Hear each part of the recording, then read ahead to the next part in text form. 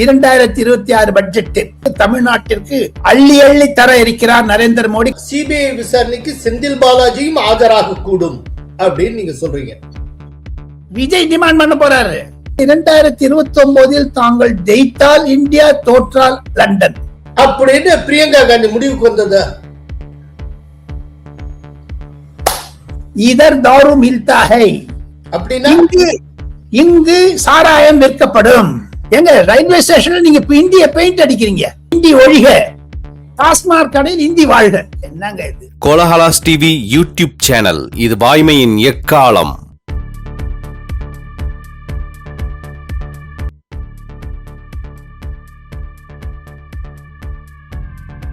வணக்கம் நண்பர்களே. பரபரப்பான அரசியல் சூழலில் நிறைய விஷயங்கள் குறித்து விரிவாகவும் ஆழமாகவும் விவாதிக்க இந்த விவாத அரங்கத்தில் காணொளி மூலம் இணைகிறார் பத்திரிகை உலக ஜாம்பவான் டெல்லியார் ராஜகோபாலன். வணக்கம் ராஜகோபாலன். நமஸ்காரம் சார். நமஸ்காரம் சார். நமஸ்காரம் சார். நமஸ்காரம் சார். சார், பிப்ரவரி 1ஆம் தேதி மத்திய பட்ஜெட் தாக்கல் செய்யப்பட உள்ளது. இது நிர்மலா சீதாராமன் தாக்கல் செய்கிற 10வது பட்ஜெட். இந்த பட்ஜெட்டினுடைய சிறப்பு அம்சங்கள் என்ன? இது என்னவோ இந்த பட்ஜெட் ஒரு கலக்கும் அப்படிங்கிறாங்க. இந்த பட்ஜெட்டை பத்தின எதிர்பார்ப்பு நிறைய இருக்கிறது. இன்னொன்னு, இந்த பட்ஜெட்டுக்கு பின்னால இந்த பட்ஜெட் தாக்கல் செய்த ஒரு 3 மாதத்துல 5 மாநிலங்களில் தேர்தல் வரை இருக்கிறது. அப்படின்னா இந்த தேர்தலையும் மனதில் வைத்து இந்த பட்ஜெட் தயாரிக்கப்பட்டிருக்குமா? சோ இந்த பட்ஜெட் பற்றின முக்கியமான விஷயங்கள் என்னென்ன சார்? கோலால நேயர்களுக்கும் தங்களுக்கும் எனது நன்றிகளையும் நமஸ்காரங்களையும் தெரிவித்துக் கொண்டு, டெல்லி என்றால் குளிர் பட்ஜெட். குளிர் பட்ஜெட், மீண்டும் மீண்டும் சொல்லுகிறேன், பட்ஜெட். எந்த இலாக்காக்கு பொங்கல் பட்ஜெட். நிர்மலா சீதாராமன் கடந்த 10 நாட்களில் பிரதமருடன் 3 முறை சந்தித்து விட்டார்.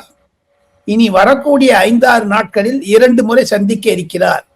பிரதமர் ஒவ்வொரு வரியையும் படித்து இதில் இதை செய்ய வேண்டும், அதை செய்ய வேண்டும் என்று சொல்லுகிறார். ஆனால் பட்ஜெட் என்றால் தமிழகமே கோலாகலம் அடையக்கூடிய அளவிற்கு இருக்கிறது. கோலாகலம் அடையக்கூடிய அளவிற்கு தமிழ்நாட்டிற்கு அள்ளி அள்ளி தர இருக்கிறார் நரேந்திர மோடி. கடந்த 11 வருடங்களில் கொடுத்ததை விட இந்த வருடம்.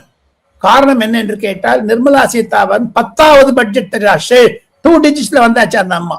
மீதி எந்த ஈவன் டிடி கிருஷ்ணமாச்சாரி, ப சிதம்பரம் கூட பண்ணல. she crossed 10 budgets. அதனால தமிழ்நாட்டுக்கு 3 முக்கிய அறிவிப்புகள் வர இருப்பதாக நான் கேள்விப்படுகிறேன். தவிர சீனிவாசன், பட்ஜெட் என்றால் இப்ப பாருங்க 2026ல பூமிங் செக்டார்ஸ்னு வச்சிருக்காங்க. அதுல பட்ஜெட் ஆரம்பிக்கிறதுக்கு முன்னாடி வளரக்கூடிய இலாக்காக்கள், துறைகள், அது பூமிங்னா ஒரு பொங்கி எழியக்கூடிய அளவிற்கு. காரணம் கேட்டீர்கள் என்றால் ஸ்பேஸ் டெக்னாலஜி, அதுல தமிழ்நாட்டுக்கு அதிகமாக தர இருக்கிறார் நரேந்திர மோடி. 3 பல்கலைக்கழகங்கள் வர இருக்கின்றன இந்தியாவில். அது ஒன்று தமிழகம். ஆர்டிபிஷியல் இன்டெலிஜென்ஸ், தங்களுக்கு தெரியும், கடந்த 2 வருடங்களாக ஆர்டிபிஷியல் இன்டெலிஜென்ஸுக்காக நரேந்திர மோடி செய்தது வானளாவியது. இந்த ஆர்டிபிஷியல் இன்டெலிஜென்ஸ்க்காகத்தான் பிரதமர் நரேந்திர மோடி அவர்கள் ஆழமாக கடந்த ஓரிரு தினங்களில் பல கூட்டங்களை, அதாவது இண்டஸ்ட்ரியோட, கவர்மெண்டோட எல்லாம் பண்ணியிருக்காரு.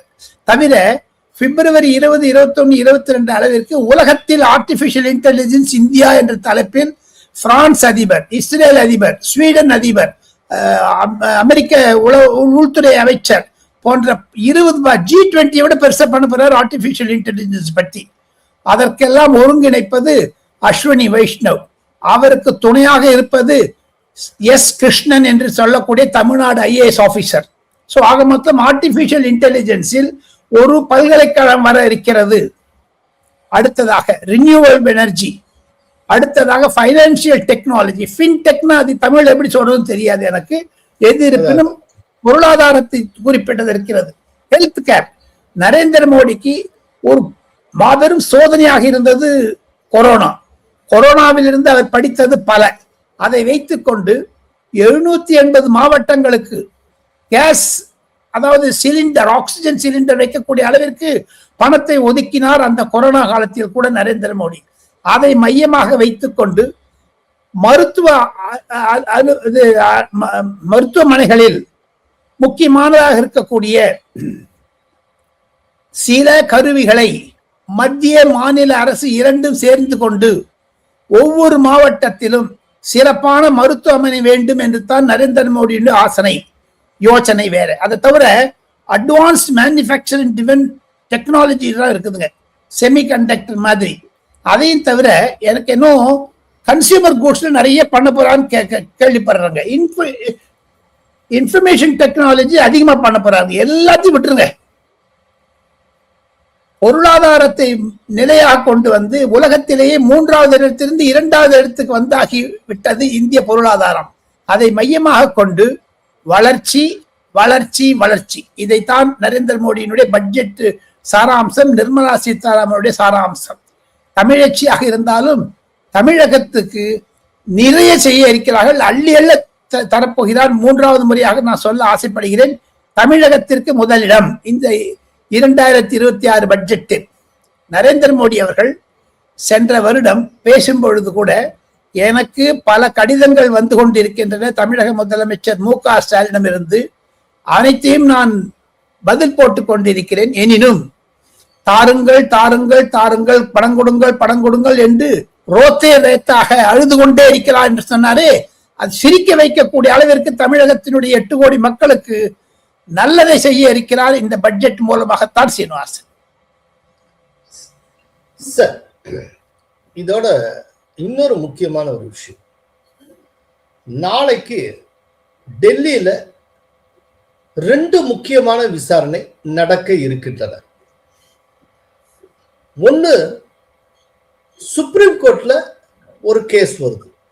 அது என்னன்னா, விஜயனுடைய ஜனநாயகம் தொடர்பான வழக்கு நாளைக்கு வருது. இன்னொன்று, கரூர் நெரிசலில் மாட்டி இறந்தது தொடர்பான விசாரணை சிபிஐ விசாரித்து வருகிறது. அந்த சிபிஐ விசாரணைக்கு அந்த ஆஜராவதற்காக விஜய் நாளைக்கு டெல்லி வருகிறார். சோ 2 விசாரணையும் நாளைக்கு நடக்கிறது. 2மே விஜய் தொடர்பானது. இது சம்பந்தமா வேற என்ன உங்கள்கிட்ட இன்புட்ஸ் இருக்கு? இன்று மாலை 8:30 மணிக்கு நாம் இருவரும் ஞாயிற்றுக்கிழமை காலை 11ஆம் தேதி ஜனவரி மாதம் 8 மணிக்கு இதை ஒளிப்பதிவு செய்கிறோம். இன்று இரவு 8 மணிக்கு விஜய் அவர்கள் சென்னையிலிருந்து டெல்லி வந்து இறங்குகிறார். ஒரு 5 நட்சத்திர ஹோட்டலில் தங்குகிறார். நாளை திங்கட்கிழமை 12ஆம் தேதி காலை 9:30 மணிக்கு அந்த ஹோட்டலில் இருந்து கிளம்பி 10 மணிக்கு சிபிஐ அலுவலகம் செல்ல இருக்கிறார். அது லோதி ரோடு காம்ப்ளெக்ஸ் என்று பெயர் அந்த இடத்திற்கு. அவர் தங்கக்கூடிய ஹோட்டலுடைய இடம் தாஜ் மான்சிங் என்று தற்காலிகமாக சொல்லுகிறார்கள். ஆனால் மௌரியாவிலும் ஸ்டே பண்ணக்கூடும் என்கிறார்கள். இந்த தாஜ் மான்சிங்குக்கும் லோதி ரோடில் இருக்கிற சிபிஐ அலுவலகத்திற்கும் 3 கிலோமீட்டர் தான் வித்தியாசம். ஆக மொத்தம் தாஜில் தான் தங்குவார் என்று அடித்து சொல்லுகிறார். 2 இடத்தையும் புக் பண்ணியிருக்காங்க. எங்கு பார்த்தாலும் விஜய். 30 வழக்கறிஞர்களை வைத்திருக்கிறார் விஜய். சுப்ரீம் கோர்ட்ல போங்க 30 அட்வொகேட், சிபிஐ ஆபீஸுக்கு போங்க ஒரு 20 அட்வொகேட். சுப்ரீம் கோர்ட்ல அந்த கேஸ் காட்டால 12:30 மணிக்கு எடுத்தாலும் 2:30 மணில இருந்து ஆரம்பம். சீனிவாசன், இது ஜனநாயகன் கேஸ். ஜனநாயகன் இது வேற அது வேற. இது ஜனநாயகன் கரூர். ஜனநாயகன் கேஸ்ல 3 முக்கிய வழக்கறிஞர்களுக்கு இன்று மாலை பிரீஃபிங் நடந்தாச்சு. விஜயினுடைய வழக்கறிஞர்கள் மூலமாக. அது சென்ட்ரல் போர்ட் ஆஃப் பிலிம் சர்டிபிகேஷனோட சேர்ந்து அது தனியா விட்டுருங்க. இந்த பக்கம் வந்தீங்கன்னா கரூர். என்னை பொறுத்த மட்டும் கரூர் தான் முக்கியங்க. ஏன்னா அதுதான் அவருடைய அரசியல் எதிர்காலத்தை நிர்ணயிக்கக்கூடிய அளவிற்கு இருக்குது. ஜனநாயகம் வந்து பண ரீதியாக சினிமா ரீதியாக இருக்கா, அது ஒளி வச்சுங்க. நான் கரூர் கான்சென்ட்ரேட் பண்றேன். 35 கேள்வி தயார் பண்ணிட்டாங்க சிபிஐல. இவர்கிட்ட கேட்கறதுக்கு. அந்த 35 கேள்விகளும் ஆதவ் அர்ஜுனா, புஷி ஆனந்த், நிர்மல் குமாருக்கு கேட்ட கேள்விகளில் பாதி அதே தான் இருக்கும். Same thing. தவிர தங்களுக்கு நினைவிருக்கும் சனிக்கிழமை 10ஆம் தேதி ஜனவரி மாதம் சென்னையிலிருந்து கரூருக்கு ஓட்டி சென்று விஜய் பிரச்சார வாகனத்தில் பல நுணுக்கங்களையும் தொழில்நுட்ப ஒரு டைமென்ஷன்ஸையும் அந்த பஸ்ல இருந்து எடுத்தாங்க. தெரியுமில்ல உங்களுக்கு? அந்த பஸ்ஸை ஓட்டின்னு போனாங்க சென்னையில இருந்து. எந்த டிரைவர் அதே டிரைவரை வச்சு ஓட்டின்னு போய் சிபிஐ அதிகாரிகள் அந்த வண்டியில உட்கார்ந்தாங்க. எந்த ஆக்சிடென்ட் நடந்ததோ அந்த இடத்துல போய் எல்லாத்தையும் மெஷர்மெண்ட் எடுத்திருக்காங்க. அதே ஆபீசர்ஸ், டெக்னிக்கல் ஆபீசர்ஸ் நாளை திங்கட்கிழமை விஜயுடன் சில கேள்விகளை கேட்க இருக்கிறார்கள். இதுதாங்க ஓவரால் பிக்சர். செவ்வாய்க்கிழமை கூட அந்த கிராஸ் எக்ஸாமினேஷன் போகும், குறுக்கு விசாரணை செய்வார்கள் என்று டெல்லியில் பேசப்படுகிறது. ஆக மொத்தம் செவ்வாய்க்கிழமை இரவுதான் விஜய் சென்னை திரும்புகிறார். இது நடுவே அவருக்கு நாளை ஜனநாயகம் ரீதியாக வெற்றி கிடைத்தாலும் இந்த கரூர் வெற்றி தான் அவருக்கு மிக மிக முக்கியம். காரணம் என்ன தெரியுமா சீனிவாசன்? நாளைக்கு அவர் 35 கேள்வியில சொல்லக்கூடிய பதில் இருக்கு பாருங்க. அதன் மூலமாக தமிழகத்தில் இருக்கக்கூடிய ஒரு முக்கிய புள்ளி, மிக மிக முக்கிய புள்ளி, எப்படி செந்தில் பாலாஜிக்கு ஆணை கொடுத்தாரோ, எப்படி செந்தில் பாலாஜிக்கு சில பிரச்சனைகளை 10 ரூபாய் பாலாஜி 10 ரூபாய் பாலாஜி என்று சொல்லும் பொழுது செருப்புகள் வீசப்பட்டன. அந்த புகைப்படங்கள், வீடியோக்கள் கூட ஆதவ் அர்ஜுனா சிபிஐ கொடுத்தவுடன் அதையும் விசாரிக்க இருக்கிறார்கள். ஆக மொத்தம் செந்தில் பாலாஜியை அழைப்பதற்கான சிபிஐ கிராஸ் எக்ஸாமினேஷன் 28, 29 தேதிகளில் செய்யக்கூடிய வாய்ப்பை விஜய் ஏற்படுத்தி கொடுப்பார் நாளை. அதாவது ஃபர்தரா சிபிஐ விசாரணைக்கு செந்தில் பாலாஜியும் ஆஜராக கூடும் அப்படின்னு நீங்க சொல்றீங்க. விஜய் டிமாண்ட் பண்ண போறாரு, அதை டிமாண்ட் பண்ண போறாரு. Okay okay. காரணம் என்றால் இந்த பிகினிங் அவர் சுப்ரீம் கோர்ட்லயும் சரி, பொது இடங்களிலும் சரி, நான் 4 கூட்டத்தை காண்பித்தேன் அழகாக கரூருக்கு முன்னதாக. அதே மாதிரி பல வழிபாடு தலங்களில், அது வேளாங்கண்ணியாக இருக்கட்டும், மதுரை அழகர் கோவிலாக இருக்கட்டும், 5 லட்சம் பேர் கூடுற இடத்தில் விபத்து நடப்பதில்லை. என்னதை ஒன்று ஏன் நடந்தது என்று அவர் சதி திட்டத்தை நிரூபிக்க போகிறார் நாளைக்கு. அதுல ஒரு விஷயம் இருக்கு சார். என்னன்னா, பொதுவா இந்த ஸ்டாம்பீடு இதுக்கு முன்னால போன வருஷம் பெங்களூர் சின்னசாமி ஸ்டேடியம், அதுல ஐபிஎல் கிரிக்கெட் மேட்ச்ல பெரும் நெரிசல் ஏற்பட்டு இதே போல அசம்பாவிதம் நடந்த போது அதுக்கு யாரு ஆர்கனைஸ் பண்ணியிருந்தாரோ அவரே கைது செய்யப்பட்டார். அதே போல இப்ப 2025 புஷ்பா 2ங்கிற படம் ஹைதராபாத்ல திரையிடப்பட்ட போது அல்லு அர்ஜுன் அப்படிங்கிற இந்த நடிகர் அந்த டைம்ல படத்தை பார்க்க வர்றார். ஒரே தள்ளு முள்ளு, அவரை பார்க்கறதுக்கு பெரும் கூட்டம். அந்த நெரிசல்ல சிக்கி ஒரு 35 வயது பெண்ணு இறந்து போயிடுறாங்க. அது சம்பந்தப்பட்ட வழக்குல இப்பதான் சார்ஜ் ஷீட் போட்டிருக்காங்க. அதுல 11வது பேரா அல்லு அர்ஜுனையும் பிக்ஸ் பண்ணியிருக்காங்க. இப்ப இந்த கரூர் ஸ்டாம்பீட் கேஸ் அப்படிங்கிறது ஒரே நேரத்துல திமுக அரசையும் பதம் பார்க்கக்கூடியதாக இருக்கிறது, விஜயும் பதம் பார்க்கக்கூடியதாக இருக்கிறது. பாதுகாப்பு குறைபாடு அப்படிங்கிற அடிப்படையில தமிழக போலீசாருக்கு இந்த அசம்பாவிதத்துல ஒரு பங்கு இருக்கு அப்படிங்கிற ஒரு கூற்று எதிர்த்தரப்புல வைக்கப்படுகிறது. அதே நேரத்துல இவங்க ஆர்கனைஸ் பண்ணிருந்தது தவறு அப்படின்னு அந்த மாதிரியும் பேசப்படுகிற. இவர் ஏன் ரொம்ப லேட்டா வந்தாரு, அப்புறம் ராட்சச கிரேன் வச்சு இவருடைய கூட்டத்தை ஏரியல் ஷாட் எடுத்திருக்காங்க. இப்ப இந்த ராட்சச கிரேனை நிறுவுறதுக்காக ஏகப்பட்ட ஸ்பேஸ அந்த கிரேனே ஆக்குபை பண்ணிருக்கு. இப்ப அந்த இடத்துல மக்களே நிக்க முடியாது. அப்படி அது போக மீதி இருக்கிற இடத்துல மக்கள் பிதுங்கி போய் நிற்கிறாங்க. இப்படி பல்வேறு காரணங்கள் சொல்லப்படுகிறது. சோ ஒரே நேரத்துல விஜயையும் திமுக அரசையும் பதம் பார்க்கக்கூடிய 2 பக்கமும் கூரான கத்தி போல இந்த வழக்கு இருக்கிறது அப்படிங்கிறதா. அதனால இதுல விஜய் மீண்டு வருவாரா, இவரை விஜயை எதிர்காலத்துல பிக்ஸ் பண்ணுவாங்களா, இல்லாட்டி இது முழுக்க முழுக்க டிஎம்கேக்கு எதிராக மட்டும், திமுக அரசுக்கு மட்டுமே எதிராக திரும்புமா, இதையெல்லாம் நம்ம பொறுத்து இருந்து பார்க்கணும்.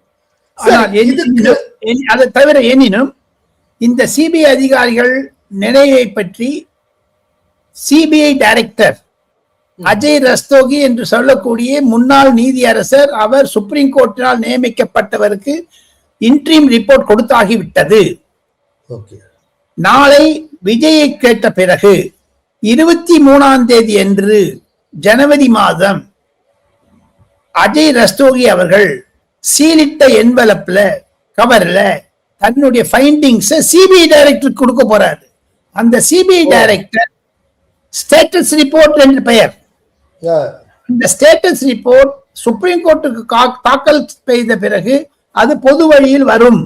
ஆக மொத்தம் அந்த நீடில் ஆஃப் சஸ்பிஷன் என்பது திமுக அரசை குறித்து தானா என்ற கேள்விக்குறி வந்துட்டு சீனிவாசன். அல்ல, நீடில் ஆஃப் சஸ்பிஷன்ல விஜயும் வருகிறாராங்கிறதையும் பார்க்க வேண்டியிருக்கு. விஜய் மேல குறை இருக்குமோ அப்படின்னு. ஏன்னா ரெண்டு பக்கமும் கூறான கத்தி மாதிரியே இருக்கு. ரொம்ப ஒரு சிக்கலான ஒரு வழக்கு பார்க்கலாம். அதுக்கப்புறம் சார், பிரியங்கா காந்தி சம்பந்தமா அவனுக்கு கேள்விப்பட்டேன், அவங்க இந்த தேசத்திலே இல்லையாமே. பிரியங்கா காந்திக்கு அடிக்கடி அமெரிக்கா போவதனுடைய நோக்கம் அவருடைய குடும்பத்தில் ஒரு முக்கியமான நபருக்கு, ராபர்ட் வாட்ராவினுடைய உறவினருக்கு உடல்நிலை சரியில்லை, அதற்காகத்தான் செல்கிறார் என்று அதிகாரபூர்வமாக காங்கிரஸில் இருந்து அறிவிக்கப்பட்டாகிவிட்டது. தன்னுடைய தாய் சோனியா காந்தி மருத்துவமனையில் இருக்கும் பொழுதே கூட அவசரமாக மீண்டும் 2வது முறையாக 15 நாட்களில் அமெரிக்கா செல்கிறார் என்றால் எந்த உறவினருக்கு உடல்நிலை சரியில்லையோ அவர் நலம் பெற வாழ்த்துக்களை கூறுவதை தவிர இதில் அரசியல் இருப்பதாகவும் தான் சிலர் கருதுகிறார்கள். சீனிவாசன் சார், இப்போ அந்நிய சக்திகளுடைய நெருக்குதலும் சதிவலையும் அமெரிக்காவுடைய பிரஷரும் அதிகரிச்சுக்கிட்டே வருது. அதே டயத்துல அண்மை காலமா காங்கிரஸ் தலைவர்கள் அமெரிக்காவுக்கு அடிக்கடி போயிட்டு வேற வந்துட்டு இருக்காங்க. இது சில விஷயங்களை இண்டிகேட் பண்ணலையா? இல்லாத தவிர இந்த சூழ்ச்சிகள் வளர்ச்சிகளை தவிர நேற்று சனிக்கிழமை 10ஆம் தேதி ஜனவரி மாதம் உத்தரப்பிரதேசத்தில் பேசும் பொழுது உத்தரப்பிரதேச முதலமைச்சர் யோகி ஆதித்யநாத் சொல்லியிருக்கிறார், பங்களாதேஷில் நடந்த கலவரத்தை போன்று இந்தியாவிலும் ஒரு கலவரத்தை உண்டாக்க இருக்கிறார்கள் என்று ஒரு இண்டிகேட் கொடுத்திருக்கார். இண்டிகேஷன் कि जाति के नाम पर मत और संप्रदाय के आधार पर विभाजन हमारे लिए उसी प्रकार से सर्वनाश का कारण बन जाएगा जैसे बांग्लादेश के अंदर हम देख रहे हैं. बांग्लादेश के अंदर आप देख रहे होंगे. அது டைம்ஸ் ஆஃப் இந்தியா உத்தரப்பிரதேச எடிஷனில் முதல் பக்க செய்தியாக வந்திருக்கிறது இன்று காலை. அதை மனதில் வைத்துக் கொண்டு பார்த்தால் சென்ற வாரம் பிரதமர் நரேந்திர மோடியுடன் யோகி ஆதித்யநாத் 1 மணி நேரம் செலவழித்தார் உத்தரப்பிரதேச எலெக்ஷனை பற்றி பேசுவதற்கு. அதில் இந்த விஷயமும் பங்களாதேஷும் இருந்திருக்கும். ஆக மொத்தம் Bangladesh, US visit, Delhi absence எல்லாம் வைத்து பார்த்தால் நீங்க சொல்வது கரைந்து உலக சதியா அந்நிய சதியா என்பது. இரண்டாவதாக காங்கிரசுக்கு 2026 2029 தேர்தலில் ஃபண்ட்ஸ் தேவை. சீனிவாசன், இது இந்த ஃபண்ட்ஸுக்கு ஏதான ஒரு விதை விதைக்கிறாரா? அதை தவிர அடிக்கடி தன்னுடைய சகோதரர் ராகுல் காந்தி மாதிரி இந்த அம்மையாரும் அடிக்கடி பயணம் செல்வது, அயல் நாட்டில் வீடு வாங்குவது, அங்கு குடியேறுவது, இதையெல்லாம் வைத்து பார்த்தால் 2029 தாங்கள் ஜெயித்தால் இந்தியா, தோற்றால் லண்டன் அப்படின்னு பிரியங்கா காந்தி முடிவுக்கு வந்ததா? ஓகே, அதுக்கு மேல நான் சொல்ல மாட்டேன் சார். ஓகே சார், மம்தாவுடைய டிராமா பாத்தீங்களா? ஐயோ, கேட்காதீங்க சார், கேட்காதீங்க சார். அது அதுல ஒரு தமிழக முதலமைச்சர் மு.க. ஸ்டாலினுடைய சாடல் கூட இருக்கிறதாக கேள்விப்படுகிறேன். காரணம், ஒரு என்போர்ஸ்மெண்ட் டைரக்டரேட் அதிகாரி வந்தால் அவரை கைது செய்ய வேண்டும் என்ற ஒரு முன்னுரையை கொடுத்தது தமிழக அமைச்சர் மு.க. ஸ்டாலின். அங்கித் திவாரிங்கிறவன் அரெஸ்ட் பண்ணலையா உங்களுக்கு தமிழக போலீசார் 3 வருடங்களுக்கு முன்னாடி? அதைத்தானே என்போர்ஸ்மெண்ட் அதிகாரிகள் மீண்டும் மீண்டும் சொல்லுகிறார்கள். இந்திய அலையன்ஸ்ல நீங்க ஊழலை எக்ஸ்போஸ் பண்ணுன்னா என்போர்ஸ்மெண்ட் டைரக்டர் ஓட விடுறது. இப்ப பாருங்க, ஒரு என்போர்ஸ்மெண்ட் டைரக்டரேட் ஐபேக்ங்கிறது அரசாங்க நிறுவனம் அல்ல, பிரசாந்த் கிஷோரின் தனி நிறுவனம். அந்த இடத்துல ரைட் பண்றாங்கன்னா அது 3 வருடங்களாக நடக்கக்கூடிய தொடர் விசாரணையில் வந்து 11வது ரெய்டு இந்த ரெய்டுங்க. கரி ஊழல், ஈஸ்ட் கோல்ட் ஃபீல்டுல கரி ஊழலில் கிடைத்த பணத்தை 2020 வருடம் கோவாவில் நடந்த தேர்தலில் மம்தா பானர்ஜி 300 கோடி ரூபாய் செலவழித்திருக்கிறாரா என்ற ஒரு பிரச்சனை அப்பவே வந்தது பெங்கால் பேப்பர்ஸ் எல்லாம். அதனுடைய தொடர்பாக இந்த விசாரணை. அங்கித் ஜெயின், அந்த பிரித்திக் ஜெயின் என்பவர் அபிஷேக் பானர்ஜிக்கு மிக மிக நெருக்கமானவர். அவர் வந்து Trinamool Congress IT cell chairman. 2 வேலை. அவர் வந்து vice president of IPAC, IT cell chief. அவருடைய ஆபீஸ் சால்ட் லேக்ங்கிற இடத்துல இருக்கு. அதாவது திரிணாமுல் காங்கிரஸ் ஐடி ஒர்க்க பிரித்திக் ஜெயின் அந்த ஐபாக் அவுட் சோர்ஸ் பண்ணிருந்தாங்க. பண்ணிருக்காங்க. ஓகே. அந்த இடத்துல ரெய்ட் நடக்குது. காரணம் பிரித்திக் ஜெயின் வந்து 20-30 கோடி ரூபாய் வாங்கியிருக்காருன்னு ட்ரெயில் பண்ணிருக்காங்க. துபாயில போய் பணம் வந்திருக்கிறத கண்டுபிடிச்சிட்டாங்க. Electronic trail. அது விசாரிப்பதற்காக 11 இடங்களில் சோதனை போடப்பட்டது. டெல்லியில் உள்பட, பாட்னா உள்பட, கல்கட்டா உள்பட. ஆனா ஒரே இடத்துக்கு போய் அந்த பண்றான்னு ஒரு டிஜிபி கமிஷனர் ஆஃப் போலீஸ் வந்து எந்த என்போர்ஸ்மெண்ட் டைரக்டரேட் நடத்துறாங்களோ அந்த இடத்துல டிஜிபி உள்ள போறாருங்க முதல்ல. அடுத்தது கமிஷனர் ஆஃப் போலீஸ் போறாருங்க. அப்புறம் சீஃப் மினிஸ்டர் வராங்க. அங்கிருந்து ஒரு பச்சை ஃபைல் எடுத்துன்னு வந்துடுறாங்க. இந்த அம்மா, அந்த பிரித்திக் ஜெயின் கூட இருக்காரு. அந்த ஃபைல் காமிக்க இந்த அம்மா எடுக்கிறாங்க டிஜிபி உதவியோட. இது என்னங்க இது? எங்க நடக்குமா சார்? அது திருடனை பிடிக்கணும்னு சொல்லிட்டு அந்த திருட்டு அவனையே வந்து எடுத்துன்னு போறாங்க. இது என்ன சார்? சோ இது சுப்ரீம் கோர்ட்டில் நிலவில் இருக்கிறது. ஹைகோர்ட்ல வந்து என்போர்ஸ்மெண்ட் டைரக்டரேட்டுக்கு அதிகாரம் இருந்தாலும் சில விஷயத்தை எல்லாம் ஹைகோர்ட் அதை எதிர்த்து என்போர்ஸ்மெண்ட் டைரக்டரேட் சுப்ரீம் கோர்ட் படிக்கிறார். அந்த கேஸ் கூட நாளை வருகிறது 12ஆம் தேதி சுப்ரீம் கோர்ட்ல. ஆனா இதுக்கு முன்னாலே அப்படித்தான் ஒரு சிட்டி போலீஸ் கமிஷனர் 3-4 1-2 இல்ல சீனிவாசன். ஆர்ஜி கர் கேஸ், சந்தோலி வந்து அந்த கற்பழிப்பு கேஸ், அதை தவிர டைரக்டர் ஜெனரல் ஆஃப் போலீஸ் விட்டு சிபிஐ ரெய்ட் நடக்கும்போது இன்னமும் போயிட்டாங்க. இவங்களை போய் தர்ணாவே பண்ணாங்க. அப்போ தர்ணா பண்ணாங்க, உட்கார்ந்து ஊர்வலம் போறாங்க. ஆனா ரொம்ப டென்ஷன்ல இருக்காங்க சார், ரொம்ப டென்ஷன்ல இருக்காங்க. எப்படி தமிழக முதலமைச்சர் மாண்புமிகு மு.க. ஸ்டாலினுக்கு ஒரு இன்னல்கள் இருக்கிறதோ, மண்டை ஒரு குடைச்சல் இருக்கிறதோ, அதே மாதிரி மம்தா பானர்ஜிக்கும் இருக்கிறது. காரணம் ஊழல் அரசாங்கம் இந்த 15 வருடங்களில். ஆனா 5 வருஷத்தை தமிழ்நாடு இருக்கத்தான், 15 வருஷமா இருக்கத்தான் எவ்வளவு ஆன்டி இன்கம்பன்சி இருக்கும் பாருங்க. சார், இப்போ உங்களுடைய ஃபேவரட் ஏரியா சார், செய்தி துளிகள். செய்தி துளி 1.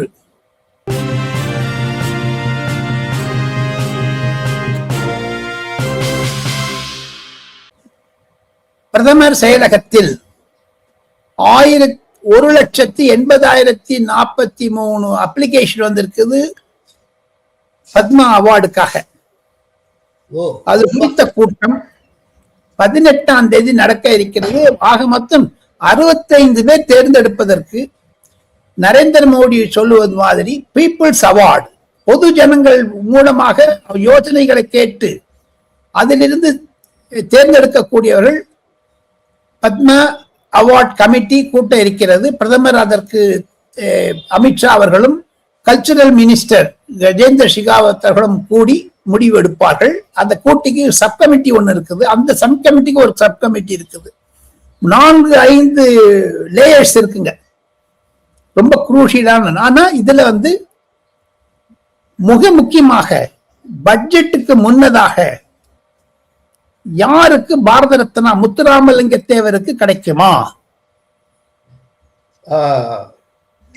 அது கூடிய விரைவில் முடிவு செய்யப்பட்டு 25ஆம் தேதி அறிவிக்கப்பட இருக்கிறது. 14 நாட்கள் இருக்கக்கூடிய சமயத்தில் கூட பிரதமர் நரேந்திர மோடி தமிழகத்திலிருந்து 6 முக்கிய கலைஞர்களுக்கு பத்ம அவார்டு தருவதாக நான் கேள்விப்படுகிறேன் சீனிவாசன். 6 அதில் பாம்பு பிடிக்கிறவங்க, அந்த கூடை நெய்பவர்கள், கோலம் போடுறவங்க, கோலம் நாதஸ்வரம் வாசிக்கிறவங்க, இந்த மாதிரியான ஒரு ஏழை எளிய மக்கள் தன்னுடைய அந்த கலைக்கு 40-50 வருடங்கள் அர்ப்பணித்திருக்கிறார்களே, அதற்கு முத்தாய்ப்பு விதிப்ப மாதிரி, மன் கி பாத்ல சொல்லுவது மாதிரி, இந்த பத்மா அவார்ட்ஸ்ல தமிழகத்திற்கு 6 பேருக்கு ஒரு அலங்கரிக்க இருக்கிறார் நரேந்திர மோடி. அதுதான் செய்தித்துளி சீனிவாசன். செய்தித்துளி 2.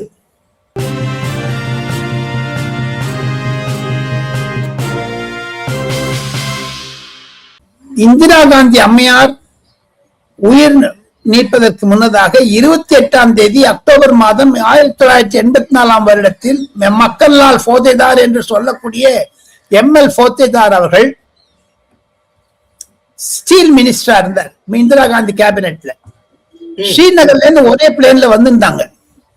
அப்ப பேசும்பொழுது 10 வயது இருக்கக்கூடிய என்னுடைய பேத்தி பிரியங்கா காந்திக்கு பிரதமராகக்கூடிய ஒரு அறிமுகங்களை நான் பார்க்கிறேன் என்று போத்தேதாரிடம் சொன்னதை போத்தேதார் அவர்கள் தன்னுடைய புத்தகத்தில் எழுதியிருக்கிறார். அந்த புத்தகத்தினுடைய வடிவம் இப்பொழுது டெல்லியில் பரவலாக காங்கிரஸ் ஒர்க்கிங் கமிட்டி மெம்பர்ஸிடம் கொடுக்கப்படுகிறது. அதை பிரதமர் இந்திரா காந்தி எப்படி யோசித்து சொன்னார், எப்படி அவருக்கு முக்கியத்துவம் தந்தார் என்பதெல்லாம் இருக்கிறது.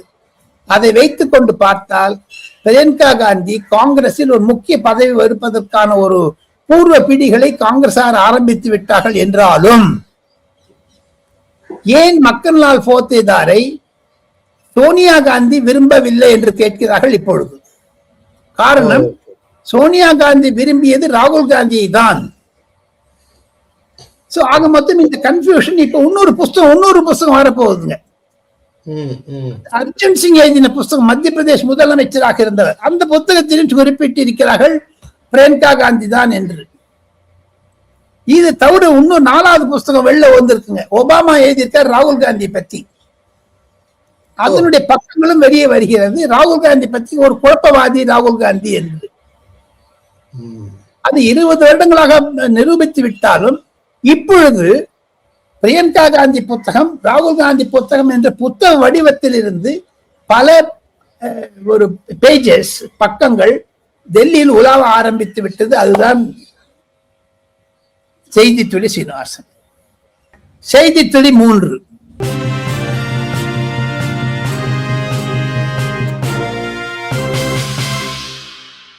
மிக மிக சுவாரஸ்யம் சீனிவாசன்.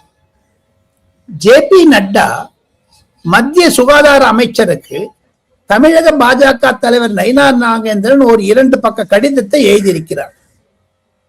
அரசியல் வாய்ந்ததா, தமிழக பாஜகவை பற்றியா, திமுகவை பற்றியா என்றெல்லாம் கேட்காதீர்கள். காரணம், தமிழகத்தில் இருக்கக்கூடிய டாஸ்மாக் கடைகள், அதில் நூதனமாக டாஸ்மாக் கடை இதர் தாரு மில்தா ஹை அப்படின்னு எழுதியிருக்கு இந்தியில. அப்படின்னா இங்கு சாராயம் விற்கப்படும், இங்கு அந்த விஸ்கி விற்கப்படும் அப்படின்னு. எங்க அது ஒண்ணு தமிழ் தமிழ் தமிழ் ஹிந்தி புதுத்தான். டாஸ்மாக் ஏன் ஹிந்தி வேணுங்கிறது தான் அவர் நயினார் நாகேந்திரன் குறிப்பிட்டு இருக்கிறாங்க. ஹிந்தி எதுக்கு வருது சீனிவாசன் சொல்லுங்க. இல்ல, மத்த இடத்துல ஹிந்தி இருந்தா அதை அழிக்கிறாங்க. டாஸ்மாக் கடையில எதுக்கு ஹிந்தி? ஒரு அபிஷியலாவே சொல்ல போனா இது தவறு. இப்ப ஒன்று ஹிந்தி வேணுமா திமுகக்கு? முக ஸ்டாலின் வேணுமா? அதைத்தான் நயினார் நாகேந்திரன் மத்திய அரசாங்கத்துடைய கவனத்திற்கு கொண்டு வந்திருக்கிறார். இது ஒரு நூதனமா இருக்கு பாத்தீங்கன்னா. எங்க ரயில்வே ஸ்டேஷன்ல நீங்க இப்ப இந்திய பெயிண்ட் அடிக்கிறீங்க, வாண்டான்ட்டு. செங்கல்பட்டு ஸ்டேஷன், காஞ்சிபுரம் ஸ்டேஷன் ஹிந்தி ஒழிக, டாஸ்மாக் கடையில் ஹிந்தி வாழ்க. என்னங்க இது double standard? Okay sir, thank you. Super, thank you sir, thank you. Kolahalas TV YouTube channel, இது வாய்மையின் எக்காலம்.